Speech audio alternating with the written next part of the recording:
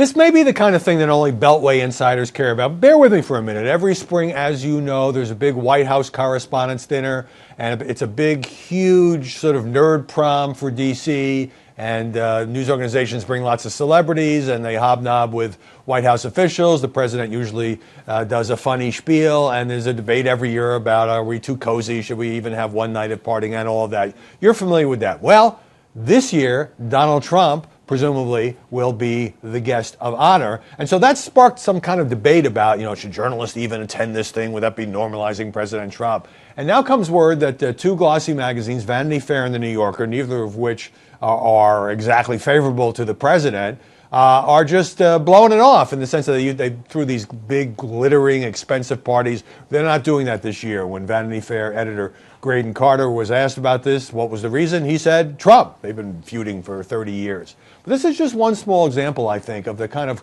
culture war that President Trump is now embroiled in. I mean, just as another random example, Nordstrom's has decided it's not going to carry Ivanka Trump's fashion line anymore. And some women are upset about that. Oh, couldn't possibly sully our fine brand by having anything with the president's daughter associated with her actual brand. And, can Hollywood even have an award ceremony anymore, whether it's the Golden Globes or any kind of one of these televised, let's pat ourselves on the back things, without all these stars stepping up in front of the cameras and ripping Donald Trump, making snarky comments? So it seems to me that, even leaving aside the officials in his own government who are leaking negative things about Trump, for example, his phone calls, testy phone calls, I should say, with foreign leaders, almost that all these corners of the world, whether it's Hollywood, whether it's New York fashion stores, whether it is, the big White House Correspondents Dinner and the big magazines,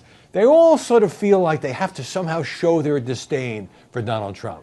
And I'm not saying that he shouldn't be criticized by anybody who wants to criticize him, but it seems almost like, if you're a liberal and you read The New Yorker and you shop at Nordstrom's and you like to go to the correspondent dinner parties, that it's the thing to do. It gives you street cred. It makes you look kind of cool with the people who are in your bubble, the people who are on your Twitter feed and all of that, to trash Trump. And the only thing I say to that is, first of all, some of this is completely out of place. The dinner is a tradition, whether we like the president or not. Certainly the parties went on for 8 years under Barack Obama.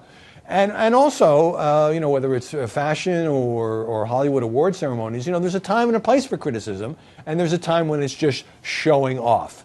And the guy's been president for 2 weeks, and you might think maybe some of his detractors would give him a chance. Look, if he screws up, there's plenty of time to talk about it. And again, it's fine to criticize this president, but it seems like it really has developed into an all-out Hollywood versus the world, fashion versus the world, glossy magazines versus the world, culture war against the 45th president.